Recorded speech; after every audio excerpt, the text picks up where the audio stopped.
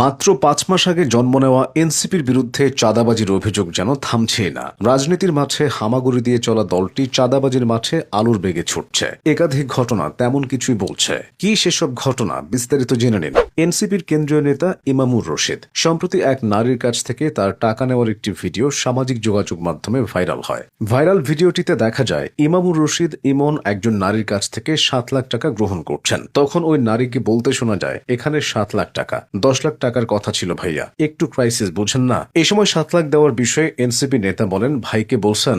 জবাবে নারী বলেন, হ্যাঁ বলেছি। তবে অভিযুক্ত ইমামুর রশিদ পরে দাবি করেন ওই নারী এনসিপিতে টাকা অনুদান দিয়েছেন, তার কাছ থেকে কোনো চাঁদাবাজি করা হয়নি। ধারণা করা হয় এনসিপির প্রথম সারির নেতারাও চাঁদাবাজির সঙ্গে যুক্ত। এই ধারণা বেশ শক্ত হয় যখন জনপ্রিয় সাংবাদিক খালেদ মহিউদ্দিন তার শোতে এনসিপি নেতা হান্নান মাসুদকে চাঁদাবাজির ব্যাপারে প্রশ্ন করেন। খালেদ মহিউদ্দিন এনসিপির যত নেতাকেই চাঁদাবাজির ব্যাপারে প্রশ্ন করেছেন, তাদের কেউই সুস্পষ্টভাবে কিছুই বলতে পারেনি। এনসিপি কাদের টাকায় চলে, নেতাদের পেশা কি, দল থেকে বেতন পান কিনা, এসব প্রশ্নের সুস্পষ্ট উত্তর আসেনি। আসা যাক জেলা পর্যায়ে। ২০২৫ সালের মে মাসে দিনাজপুরের পার্বতীপুরে ট্রাক আটক করে চাঁদাবাজির অভিযোগে এনসিপির এক নেতাকে গ্রেফতার করে আইন শৃঙ্খলা বাহিনী। ঘটনাটি ঘটেছিল পার্বতীপুর মধ্যপাড়া সড়কে। আটক ব্যক্তির নাম তারিকুল ইসলাম। তিনি উপজেলার পশ্চিম রাজাবাসর গ্রামের প্রয়াত মাহমুদুল সরকারের ছেলে এবং পার্বতীপুর উপজেলা এনসিপির মুখ্য সংগঠক। পুলিশের ভাষ্য ছিল, বড়পুকুরিয়া কয়লা খনির পরিত্যক্ত লোহার স্ক্র্যাপ ভর্তি দুটি ট্রাক খনি থেকে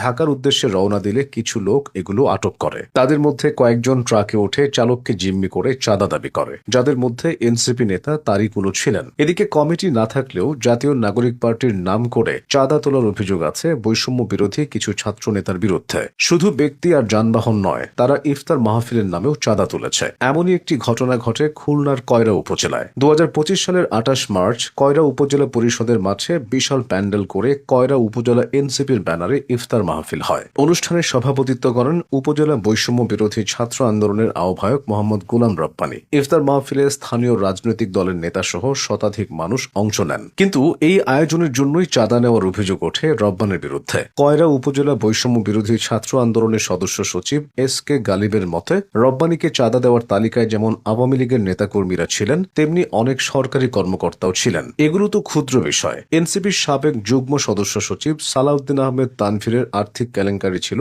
আরও ভয়ানক। পাঠ্য বই ছাপানোর কাগজ কেনায় কমিশন বাণিজ্য নিয়ে তার বিরুদ্ধে দুর্নীতির অভিযোগের কথা সবারই জানা। পাঠ্য বই ছাপায় কাগজের বাজার দরের চেয়ে টন প্রতি ১৫ থেকে ২৫ হাজার টাকা বেশি দিতে হয়েছে মুদ্রণ প্রতিষ্ঠানগুলোকে। নির্দিষ্ট প্রতিষ্ঠান থেকে কাগজ না কিনলে বই ছাপার ছাড়পত্র মেলেনি। এভাবে শুধু কাগজ থেকে ৪০০ কোটি টাকার বেশি কমিশন বাণিজ্যের অভিযোগ এসেছিল।